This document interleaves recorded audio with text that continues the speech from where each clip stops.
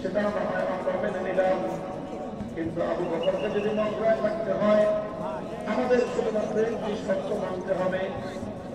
আবু বকর আল্লাহর কোরআন তেলাওয়াত করে, কালামুল্লাহ শরীফের তেলাওয়াত করে, সে তেলাওয়াত করুন, সেটা তো আমরা বাধা দেব না, কিন্তু শুধুমাত্র আমাদের একটা শর্ত মানতে হবে, আবু বকরকে কোরআন তেলাওয়াত করতে হবে তার ঘরের দুয়ার বন্ধ করে, ঘরের ভিতরে, ঘরের দুয়ার খুলে উঠোনে দাঁড়িয়ে, উন্মুক্ত প্রান্তরে দাঁড়িয়ে আবু বকর আল্লাহর কোরআন তেলাওয়াত করে এটা করতে পারবে না।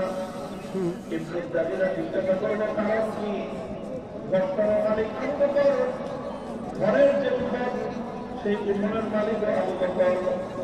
ঘরের উঠোনে, ঘরের বাইরে দাঁড়িয়ে, বারান্দায় দাঁড়িয়ে যদি আবু বকর তেলাওয়াত করে তোমাদের সমস্যা কোথায়? মক্কার লোকেরা তখন জবাব দিল যে আবু বকর যখন ঘরের বাইরে উন্মুক্ত উঠোনে দাঁড়িয়ে আবেগ করে মানুষের আল্লাহর কোরআনের তেলাওয়াত করতে থাকে, তখন আবু বকর সিদ্দিকের এই কোরআনের তেলাওয়াত এটা মন্ত্রমুগ্ধের মতো, এটা চুম্বকের মতো আমাদের মানুষগুলোকে আকর্ষণ করতে থাকে। এমনকি আমরা ঘরের মধ্যে আমাদের ছোট্ট ছোট্ট শিশুদেরকে পর্যন্ত জড়িয়ে বেঁধে রাখতে পারি না।